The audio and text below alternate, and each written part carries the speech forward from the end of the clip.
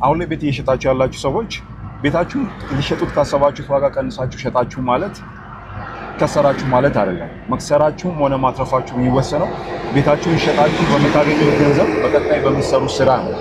ያ ስራ ነገ ከነገ ወዲያ አሁን የሸጣችሁትን ቤት መልሶ የሚገዛላችሁ ከሆነ ወይም ደግሞ የተሻለ ኑሮ እንድትኖሩ እድሉን የሚፈጥርላችሁ ከሆነ በእርግጠኝነት ቀንሳችሁ መሸጣችሁ ኪሳራ አይደለም እውነት ለመናገር። ነገር ግን ያንን እድል ማይሰጣችሁ ከሆነ ትርፋማ እንድትሆኑ ማያደርጋችሁ ከሆነ እንደገና ውሳኔዎቻችሁ ላይ ጥያቄዎች ማንሳት ይኖርባችኋል። ከእንደገና ቤታችሁን ገበያ ላይ ማውጣት ሐሳባችሁን ለሌላ ጊዜ ማሸጋገር ይኖርባችኋል። ስለዚህ ሁሉ ጊዜም ቤቶቻችንን ገበያ ላይ ስናወጣ መጠየቅ ያለብን ራሳችንን የቤታችን ዋጋ ምን ያህል ነው የሚለውን አይደለም። ሁሉ ጊዜም መጠየቅ ያለብን ጥያቄ ቤታችንን በምን ምክንያት ነው የምንሸጠው የሚለውን ጥያቄ መጠየቅ ይኖርብናል። ለዛ ደግሞ መልስ መፈለግ ይኖርብናል። ለዛ ጥያቄ አሳማኝ ነገር ካገኘን እርግጠኛ ሆኜ የምነግራችሁ ቤታችሁን ቀንሳችሁ ስለሸጣችሁ ከፍ አድርጋችሁ ስለሸጣችሁ አይደለም ቁም ነገሩ የሚሸጡበት ምክንያት ነው መሰረታዊ ነገር። ስለዚህ ቤታችን ገበያ ላይ ስናወጣ ለምንሸጥለት ነገር ምክንያት እንፈልግለት። መልካም ጊዜ ይሁንላችሁ።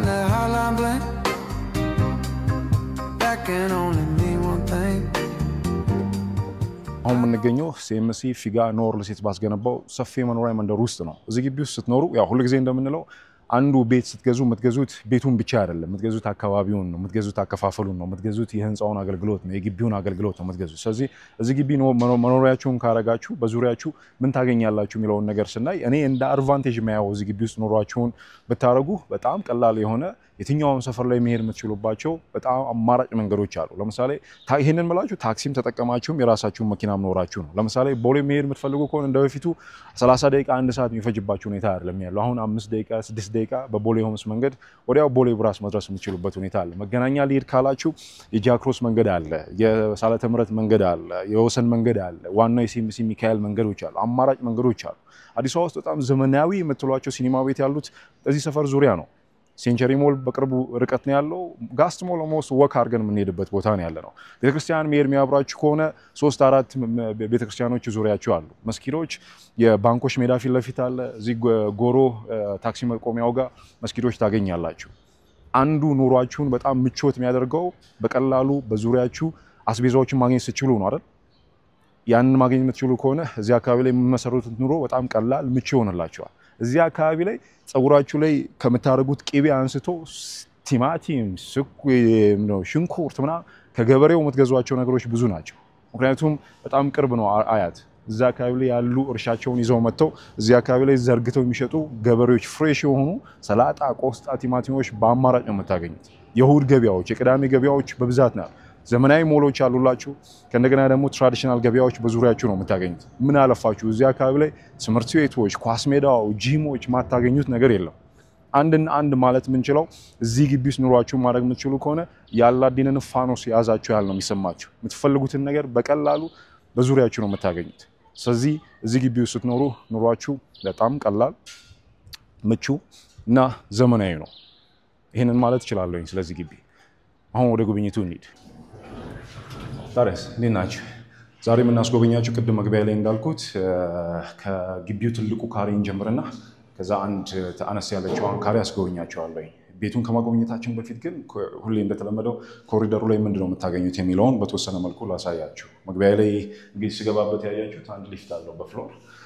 ሌላው እዚህ ጋር የምታገኟቸው እነዚህ መታያቸው የውሃ ቆጣሪዎች ናቸው። እያንዳንዱ ቤት የራሱ የሆነ የውሃ ቆጣሪ አለው። የራሱ የሆነ የኤሌክትሪክ መስመሮች ወይም ደግሞ የኤሌክትሪክ ቆጣሪዎች አሉ። ስለዚህ የምትከፍሏቸው ክፍያዎች በግለሰብ ደረጃ ነው፣ በተጠቀማችሁት መጠን ነው የምትከፍሉት። ስለዚህ አንዱ የምናገኘው እሱ ነው። ሌላው ከአደጋ ጊዜ መረጃው በተጨማሪ እዚህ ጋር ምን እናገኛለን? ደረጃ እናገኛለን። ብዙ አገልግሎቶች የሉትም፣ ግን ያው መሰረታዊ የሚያስፈልጓቸው መሰረታዊ የሚባሉ ነገሮች ኮሪደሩ ላይ ታገኙታላችሁ። በዚህም መልኩ አስውባችሁት ያው ስገቡ ሳቢ ማድረግ ትችላላችሁ ኮሪደሩ። ስለዚህ አሁን ማስጎበኛችሁ የግቢውን ትልቁን ካሬ ነው። 151 ካሬ ላይ ያረፈ ኔት ኤሪያው 135 ካሬ ነው። 3 መኝታ፣ 2 ኪችን፣ 3 ባዝሩም ያለው ቤት ነው። ሰው ቤቱን ከገዛ በኋላ ወደ ራሱ ዲዛይን ሲያመጣው አንድ ኪችን ያደርገዋል ግን ስቲል ኖ የሚያስረክባችሁ በሁለት ኪችን ነው ወደ ውስጥ ገብተን እንየው ምን ይመስላል የሚለው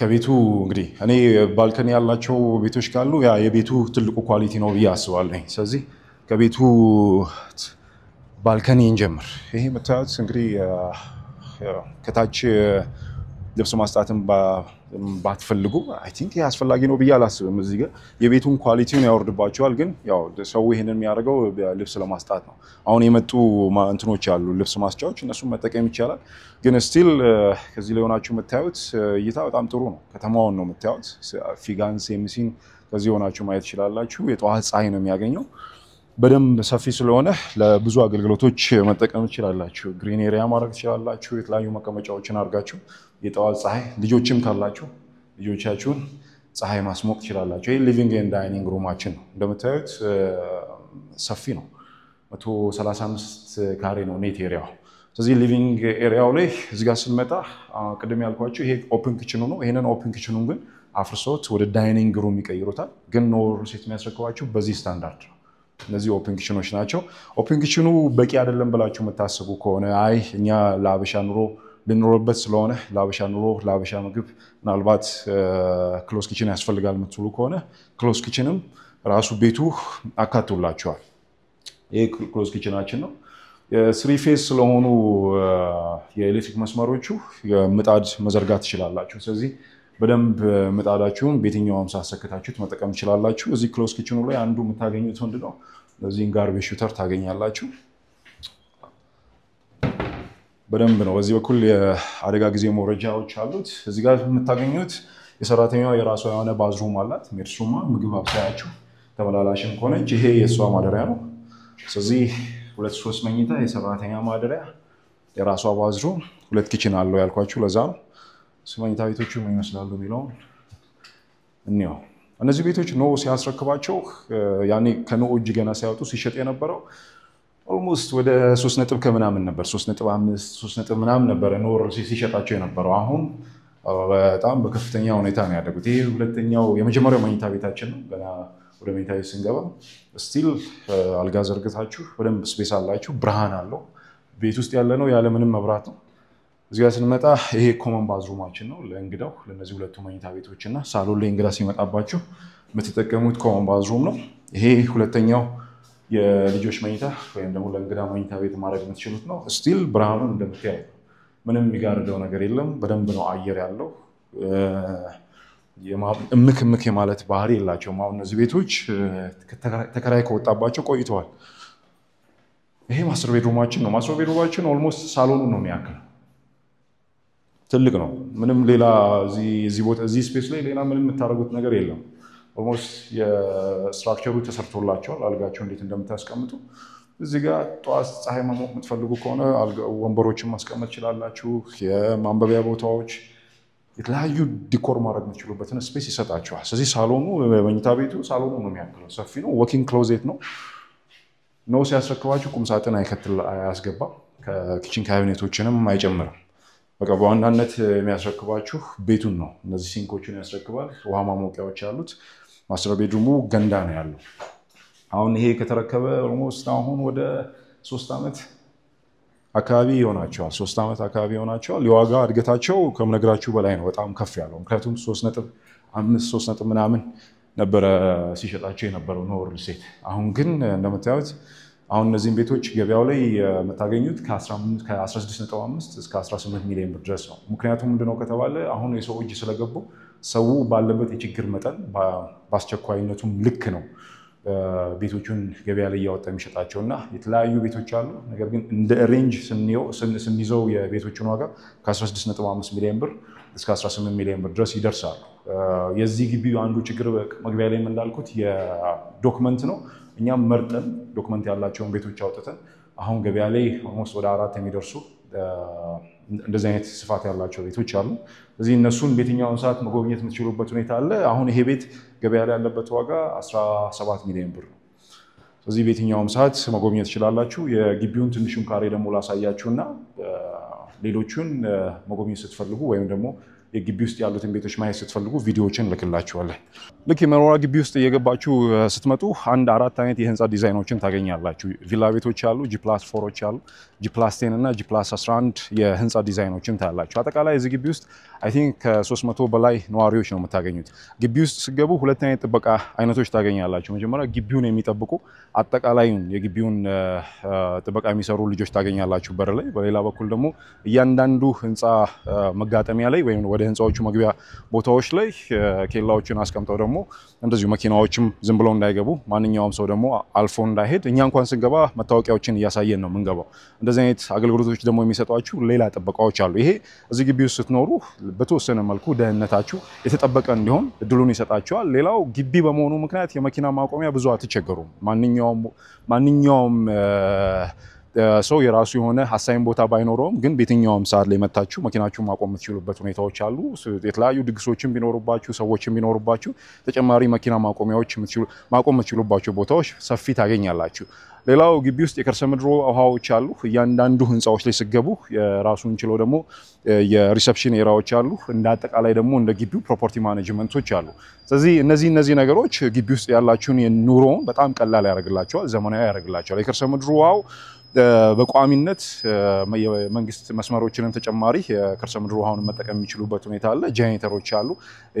ውሃ መብራት መክፈል ብትፈልጉ ደግሞ ይሄንን ደግሞ መክፈል የሚከፍሉላችሁ እናንተን ወክለው የዱ ክፍያዎችን የሚፈጽሙላችሁ የተለያዩ ሜንቴናንሶችን የሚሰሩላችሁ ባለሙያዎችም እዚህ ግቢ ውስጥ ታገኛላችሁ። እንደ አጠቃላይ ስናየው ግቢው ለመኖሪያ በጣም ቆንጆ ከሚባሉ አዲስ አበባ ውስጥ ካሉ አፎርደብል የሆኑ ግቢዎች መሃል አንደኛው ነው። አብዛኛው የከተማው አርቲስት የሚኖረው በሙዚቀኞች የሚኖሩት እዚህ ግቢ ውስጥ ነው ወይስ ለመናገር።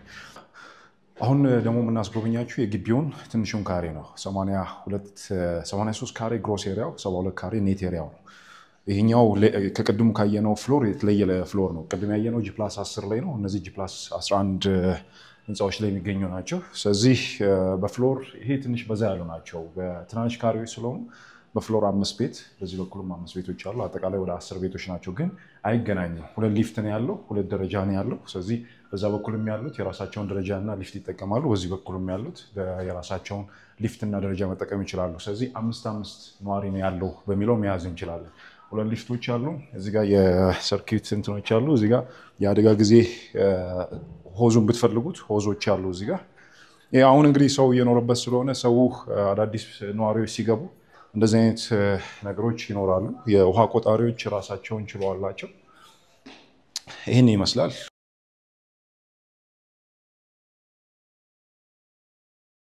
ኔት ኤሪያው የቤቱ 72 ካሬ ላይ ነው ያረፈው። ይሄ ሊቪንግ ኤንድ ዳይኒንግ ሩም ነው። ስቲል ቤቶቹ አንዱ ነው ከሰራቸው በጣም ጥሩ ዲዛይን ካላቸው ቤቶች መሃል አንዱ ነው። ካሬያቸው ቢያንስም ግን አገልግሎታቸው በጣም ጥሩ ነው። አሁን ይሄንን ስታዩት በጣም ኦፕን ነው መስታወቱ፣ የሆነች ትንሽ አይደለም። በደንብ ነው ከተማውን የምታዩት። አየር በደንብ ነው የሚገባው። ብርሃን አላቸው። ዲዛይን ሲያስረክብ ነው አይ ቲንክ በኦፕን ኪችን ነው ያስረክባቸው። ነገር ግን ሰው የተወሰነ ዲዛይን ለውጦች እያደረገ ይሄንን ኦፕን ኪችን ይፈጥርላቸዋል። አሁን ይሄ ቤት 2 ኪችን ነው ያለው። ይሄ ኦፕን ኪችን ነው፣ ግን ይሄ ኦፕን ኪችን አስፈላጊ ነው ብዬ አላምንም እውነት ለመናገር።